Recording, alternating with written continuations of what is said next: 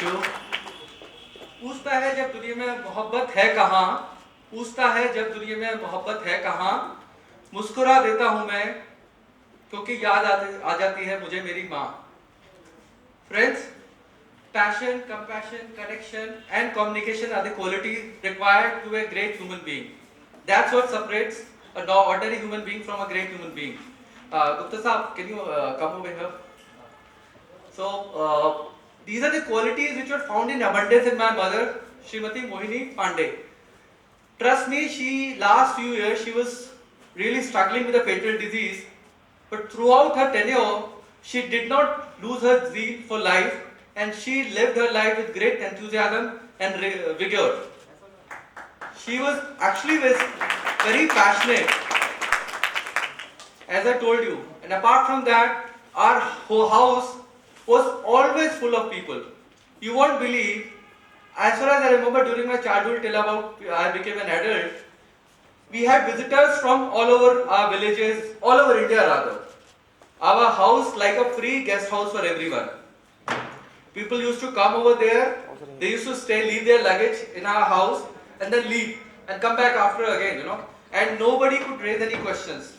Even in our neighborhood, people, even if they walk in at around 11 o'clock dead in the night, they were treated with cookies, snacks or food.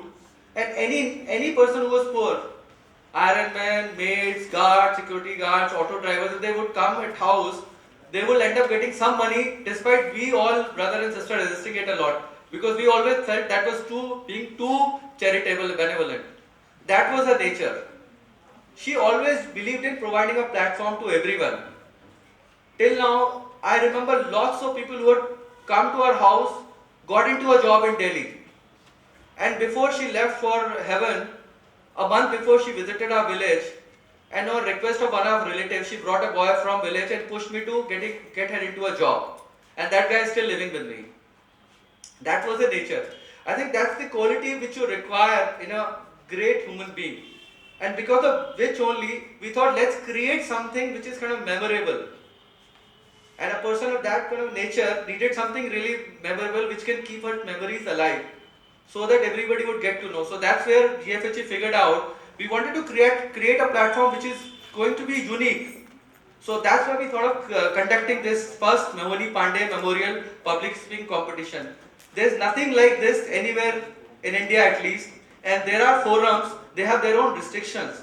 They want you to be a member of them, they would conduct their prelim round, first round, second round, and then finally, if you are able to manage through, then you will end up getting the trophy. And trust me, when we launched this award, we thought we will not get a lot of entries. But within 10 days, we had to close our registrations. We got more than 30 entries. That's where we had to stop. And we never thought we'll be conducting a prelim round, but because of paucity of time, we had to come up on a decision to conduct a prelim round also. And we got fantastic response. People were really prepared. They were all people from all walks of life. People as young as 18 to 45 years of age. And Global Foundation for Human Excellence was formed with this objective in mind. We are majorly into skill building areas. We're working towards especially skill building among the youth of India. We want an empowered and stronger and developed India in time to come. And to tell you more about GFHE, I would like to invite our secretary, who's only 18 years of age. She's pursuing her Bachelor of Business Economics from Khalsa College, Delhi University. And last 1 year, she's been actively participating and making sure that GFHA becomes popular in every nook and corner of Delhi NCR as of now. We plan to take it to the worldwide level. With this, I would like you to put your hands together for young and volunteer Nishtha Pandey. A very warm welcome to all of you present here. My name is, as sir said, Nishtha Pandey, and believe me, I'm just one of the so many proud volunteers that GFHE has, who work toward the 4 major focus areas of GFHE and gain experience of a lifetime. Global Foundation for Human Excellence is a holistic intervention to see India empowered and recognize talents in various spheres of human endeavor. We are a voluntary group of citizens who are task-oriented and have a common interest in serving the society. Well, the one person who took the initiative to start this organization is a self-made man indeed. At the young age of 23, he started a business venture and he put his mind, body and soul into taking it to another level, which is now a successful and leading recruiting and executive search firm. Please put your hands together for Mr. Vinod Pandey, who is the CEO of PMS Consultings, the President of Global Foundation for Human Excellence, the recipient of Rajiv Gandhi Excellence Award, and various other awards and appreciations for excellence in service from corporates like Kotak, ICICI, and Philips. Now moving on to our second mentor, our Vice President. He's a double PhD in Management and Computer Science. He has a rich international experience of about 30 years in academic, business and consulting field. He has co-authored 2 books and has worked in senior leadership positions in IBM and Bharti Airtel Group. Please welcome the recipient of Rajiv Gandhi Excellence Award, Bharat Gaurav Samman and Shiksha Gaurav Puraskar, Dr. Anurag Awasthi. Now here, I would like to tell you a very interesting fact.